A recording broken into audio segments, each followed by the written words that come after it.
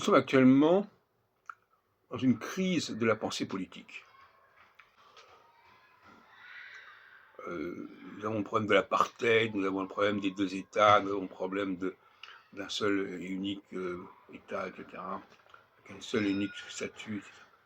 Ça ne fonctionne plus, tout ça. Il y en a un sens, il y en a un autre. J'ai proposé une nouvelle formule qui pose certains problèmes, bien sûr, mais qui, à mon avis, est encore préférable à celle qui existe actuellement. À savoir, ce qui est semblable, ce qui se ressemble, dans son comportement, dans son physique, dans sa langue, constitue un ensemble homogène. Une communauté homogène. Et au sein de cette communauté, il va y avoir une organisation. Chaque communauté homogène doit s'organiser et doit déterminer des modes égalitaires. Et ces modes égalitaires doivent exister au sein de cette communauté. Des communautés complètement différentes n'ont pas à être égalitaires les unes par rapport aux autres. Elles doivent être égalitaires en elles-mêmes, mais pas égalitaires entre elles. Ça me paraît essentiel. Deuxièmement, et ça va prendre de la laïcité à la française, il faut qu'il y ait un pouvoir supérieur. Un pouvoir supérieur, ça veut dire quoi? Ça veut dire un plan qui ne soit assimilable à aucun des plans existants. Ce que j'appelle, il n'y a pas d'égalité sans nouveauté, sans innovation. Il faut changer les règles du jeu pour que tout le monde soit à égalité face à la nouveauté. Quand les règles du jeu ne sont pas nouvelles, il n'y a pas égalité.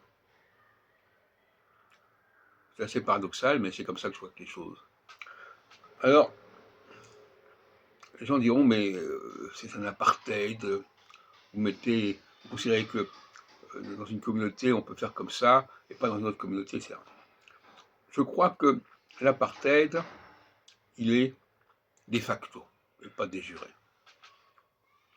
Je regarde la société française, et je vois que les gens se réunissent, s'assemblent, selon des similitudes,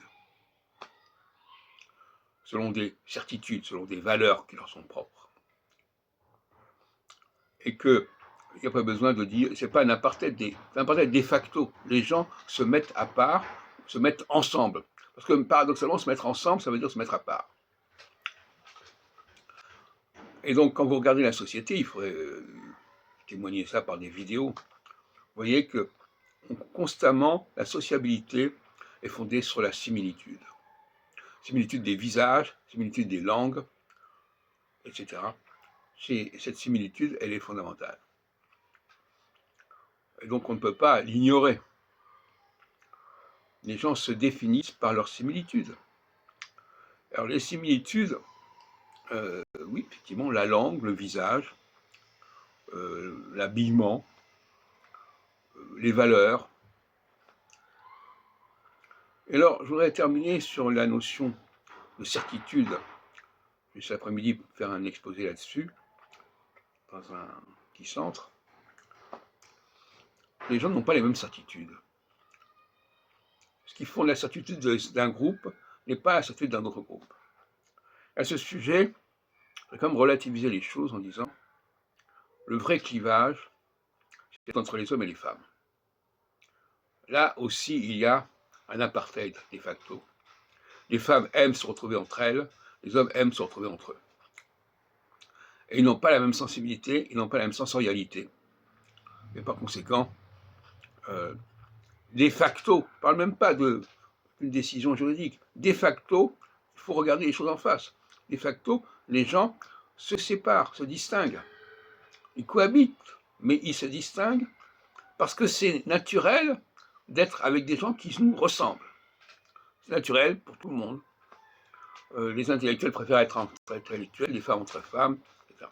Chacun a une rhétorique qui lui est propre, chacun a des valeurs qui lui est propre, chacun a des rejets qui lui sont propres. Quand je dis chacun, je veux dire pas chacun, oui, enfin chacun d'une certaine manière, mais les gens qui ont les mêmes rejets vont ensemble. Les gens qui ont les mêmes valeurs vont ensemble.